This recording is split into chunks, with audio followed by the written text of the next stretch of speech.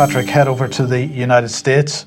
Well, Donald Trump has declassified the Russiagate files. This is a massive bombshell. So last night, we just got word via John Solomon that the White House is going to declassify all of the FBI Russiagate documents, and there's stacks of them. And so this is going to take weeks to go through, and just a little indication here of some of the things that came out on this. Revelations found in the remaining FBI documents are said to reveal how the Hillary Clinton camp initially invented the Russia collusion hoax to deflect from her own crippling scandals, namely her email scandal at the time. That was before the election.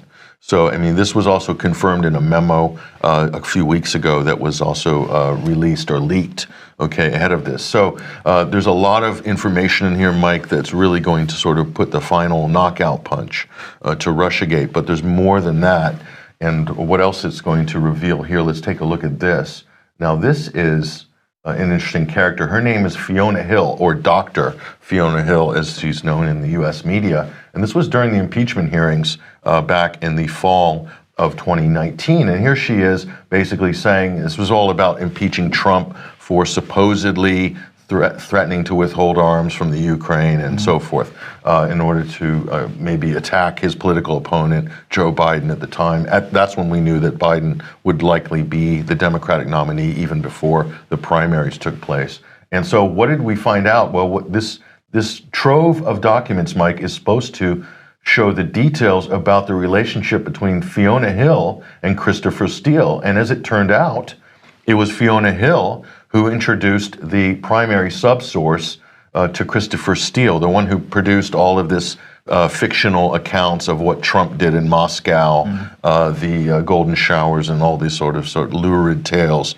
of Trump's escapades. So it was all made up, and it was Fiona Hill who was the middleman on this, or middle woman, sorry, slipped there. So again, this is the British relationship here. Now, she's an academic who's kind of, embedded in the National Security Council. She's lives in the U.S. She supposedly teaches in the U.S.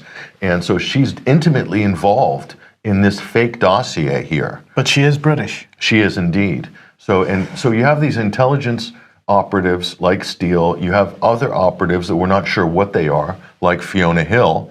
And that's not the only one, and we move on, and we see the same thing. There's James Comey, FBI director, and who else has been revealed in this trove of documents? We're told Stefan Halper, who's also in British academic circles and think tank circles in Cambridge, also affiliated with Orbis, I believe, Orbis Business. And he turns out to be an FBI informant, was wearing a wire. So the FBI put a wire on him to go to Carter Page and George Papadopoulos to entrap them or get some information. They're doing this to the Trump campaign.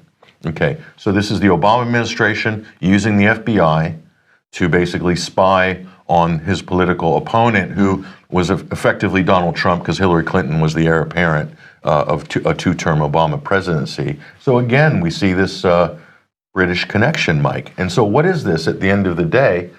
This is, well, is it British meddling in the U.S. 2016 election? Without question.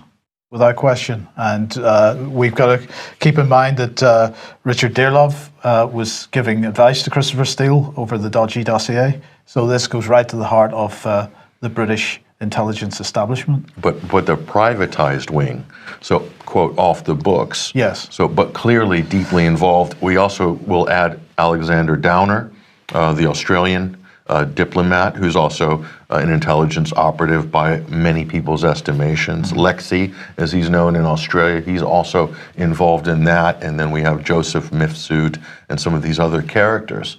So this is just getting more interesting. So this will provide the proof, these documents. And John Solomon said he's going to be going through those, and other people are going to be going through those in the coming days, weeks. I mean, this is probably going to stretch out and drip out for months, actually. And it's going to be hugely embarrassing, but I predict the mainstream press will ignore it.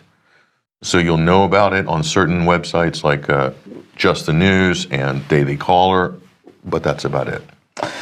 Well, of course, Trump has now been impeached for a second time, but that isn't stopping him rolling out some departing shots, shall we call them? Well, yes, indeed.